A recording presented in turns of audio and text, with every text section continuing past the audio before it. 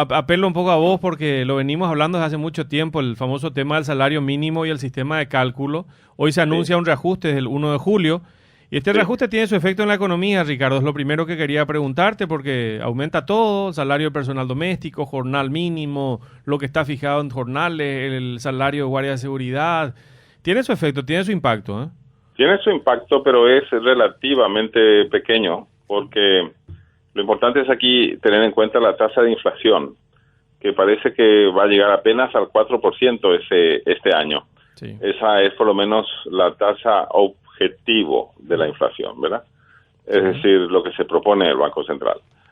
Aún en el caso de que la inflación llegase al 5%, lo cual es poco probable, el poder adquisitivo perdido vía inflación que habría que recuperar con esos aumentos de salario mínimo sería anualmente en términos del 5%, ¿no?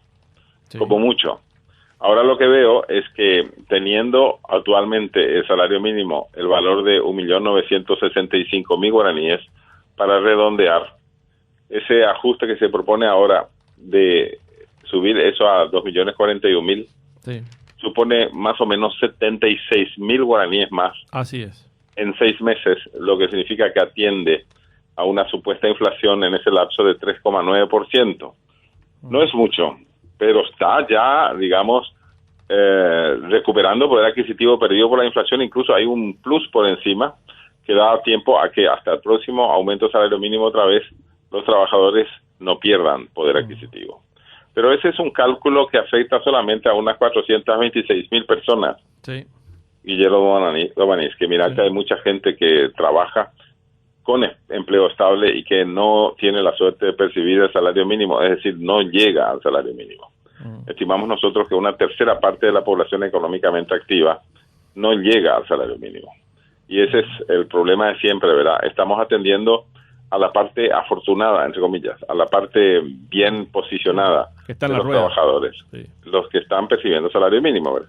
Pero el problema está en que hay mucha gente que no llega al salario mínimo o que trabaja solo en forma parcial, o sea, los subempleados, o que no tienen ningún trabajo.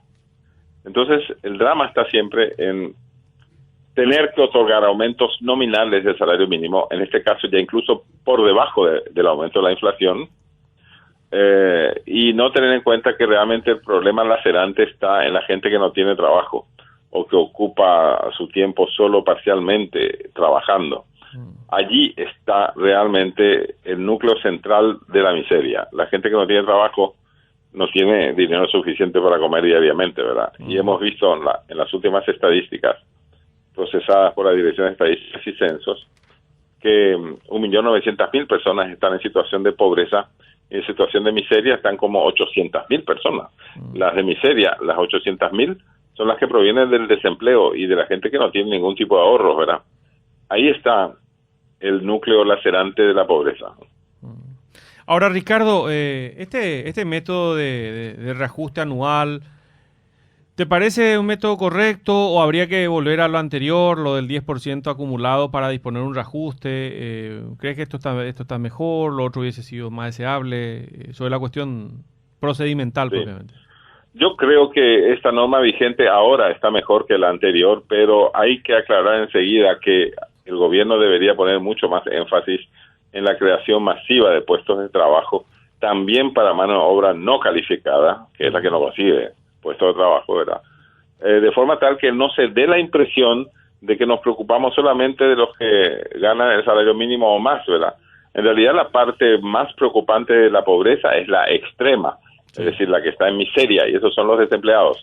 Por lo tanto, habría que decir simultáneamente que prioridad uno en políticas públicas debería ser crear más puestos de trabajo, también para mano de obra no calificada, y que en el interín, mientras se van creando y vayamos concediendo estos aumentos nominales de salario mínimo, que estén siempre, por favor, solo hasta el nivel de la inflación cuantificada, no ya por encima de la inflación. Eso sería peligroso.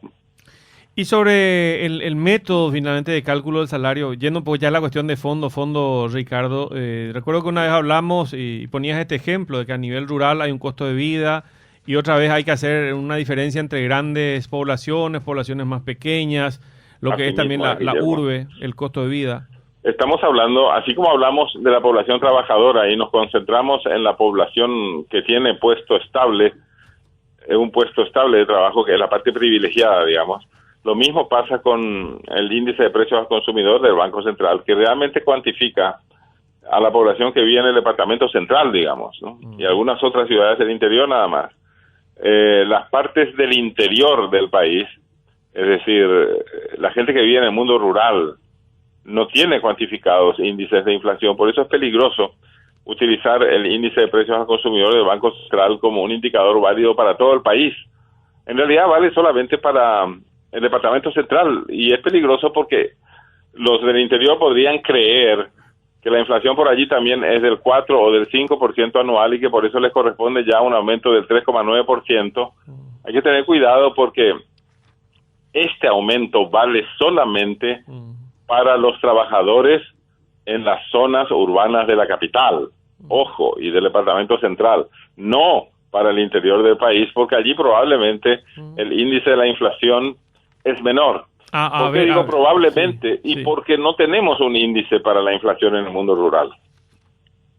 A ver, esto sí me parece llamativo lo que decís, que no rige para todo el país, entonces el salario mínimo para actividades diversas no especificadas. Es para actividades diversas no especificadas de la capital de la República, dice textualmente el texto de la ley. Eso quiere decir que no rige para, por ejemplo, los peones de las estancias, para los operarios de algunas fábricas del interior. Hay que tener cuidado con eso. Bueno, vamos a...